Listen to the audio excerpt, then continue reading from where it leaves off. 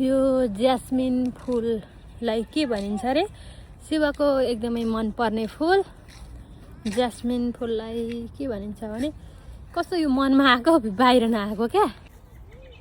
यो फुल यो फुल कति राम्रो, कति बास्ना आएको क्या है परैबाट। परबाट बास्ना आएको क्या छोरी। यो चमेली जुई फुल चाहिँ स्वास्थ्यको लागि धेरै नै राम्रो हुन्छ है। अनि हजुरहरूलाई चाहिँ कतिको थाहा छ, मैले चाहिँ टपटप यति धेरै टिपेको छु है। अनि यो चाहिँ घर लगेर सिरानमुनि राख्यो भने चाहिँ निन्द्रा लाग्ने, अनि त्यसपछि पाचन पनि सुधार्ने होइन। अनि यो घरमा लगेर चाहिँ टक्क तातो पानीमा बफ्याएर खाँदा पनि भयो। ल मैले चाहिँ लिएर हिँडेँ है त।